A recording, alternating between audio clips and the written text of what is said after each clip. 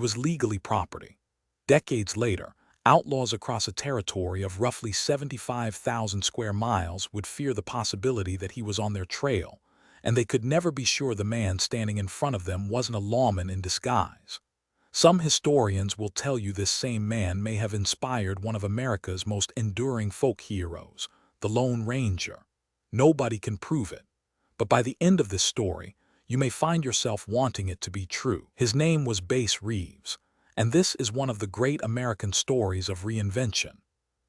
Reeves was born around 1838 in Crawford County, Arkansas, into slavery, held by a man named William Steele Reeves, who later moved his household to Grayson County, Texas. Like millions of Americans born into that injustice, Reeves began life with almost nothing given to him. No freedom, no education, no name that was fully his own. Everything he would go on to become, he would have to build for himself out of nothing in a world that had already decided what he was allowed to be. But the Civil War cracked the world open, and somewhere in the chaos of it, Reeves made his move. He escaped into Indian Territory, the rugged expanse that is now Oklahoma, and disappeared into the Creek and Seminole Nations. Whatever the exact spark for his flight, what mattered was what came next. A young man with nothing turned that emptiness into an education no schoolroom could have given him. For years, Reeves lived among the Creek and Seminole peoples, learning the land like a second skin, its rivers, its hiding places, its rhythms. He picked up multiple tribal languages along the way and sharpened skills that would soon make him legendary: tracking, marksmanship, patience, disguise. Every season he spent out there, moving quietly through territory unfamiliar to most outsiders, was, in effect, an apprenticeship for a job the country wasn't yet ready to imagine him holding. Then, in 1875, it did. Judge Isaac Parker, history remembers him as the hanging judge, needed deputies who actually knew the terrain, men who could ride into country most lawmen feared and come back out again. Reeves, with his years living among the Creek and Seminole and his intimate knowledge of the land, was exactly that. Reeves was appointed a deputy U.S. Marshal under U.S. Marshal James Fagan, serving the Western District of Arkansas in Parker's court, making him one of the very first black deputy U.S. Marshals west of the Mississippi. It's a milestone worth sitting with. A man born enslaved was now sworn to enforce the law of the land that had once denied him his own freedom. Reeves worked across a federal jurisdiction covering roughly 75,000 square miles, chasing some of the most dangerous fugitives in the American West, riding for days at a stretch through country with few roads and little backup. And here's the twist that made him almost impossible to escape. One particular skill turned Reeves from a good lawman into a myth in his own lifetime. That skill was disguise. Reeves became known as a master of transformation, capable of becoming whoever a fugitive least expected to see. Cowboys might not look twice at a drifting ranch hand riding through. Farmers might never suspect the quiet stranger asking directions. He could apparently vanish into any role the moment called for. And in one of the most famous stories told about him, Reeves is said to have disguised himself as an elderly tramp, a stooped, weather-beaten beggar with worn boots and a walking stick, and shuffled his way toward the home of two fugitives' mother. As the story is told, he won her sympathy, shared her table, and waited, patient as the land had taught him to be. After her sons came home and went to sleep, he handcuffed them and revealed that the tramp was a deputy U.S. Marshal. Tales like this spread across Indian Territory because Reeves's disguises worked. Outlaws had reason to fear not just Reeves the man, but any stranger they couldn't quite place, any tramp, any farmhand, any old man leaning on a cane by the side of the road. But the disguises were only half the legend.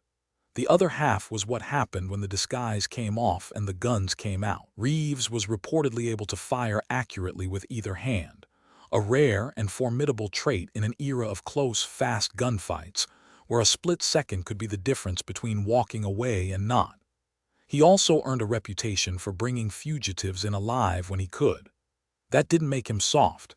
It made him relentless, willing to outweight and outthink a man rather than simply outgun him. And here's a detail that still stuns people today. Base Reeves was illiterate throughout his career. He could not read the warrants he carried. Instead, he had them read aloud to him before he rode out, and he memorized them, sometimes numerous warrants at a time, matching names and descriptions from memory when he found his man, carrying an entire docket of fugitives in his head. A newspaper reported in 1901 that he had arrested more than 3,000 men and women, a staggering figure from a career that lasted roughly 32 years. And through it all, years of manhunts, ambushes, and shootouts, Reeves was reportedly never wounded by gunfire. Stories even tell of his hat and belt being shot while he walked away untouched. It's the kind of reputation that makes a lawman into folklore, the kind of story that gets told and retold around a fire until it hardens into something larger than the man himself. Which brings us to the theory that connects Base Reeves to a completely different American legend, the Lone Ranger. Historian Art Burton has been the theory's most prominent advocate, a lawman riding the same general territory, sometimes working with native assistants and trackers, using clever disguises, riding a striking horse, and reportedly giving out silver dollars, not unlike the Lone Ranger's signature silver bullets. Line the details up side by side, and the parallels are genuinely striking, enough to make you pause and wonder if somewhere in the writer's room someone had heard the old stories. But here's the honest, important part. There is no direct documentary evidence linking Base Reeves to Fran Stryker and George Trendle, the men behind the Lone Ranger radio show that debuted in 1933. No letter, no interview, no smoking gun tying the two together.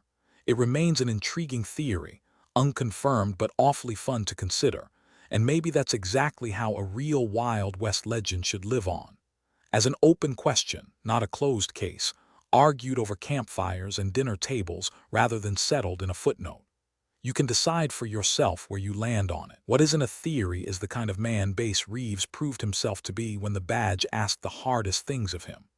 In one of the most remarkable episodes of his career, Reeves served a warrant for murder, and the fugitive named on it was his own son, Benny Reeves.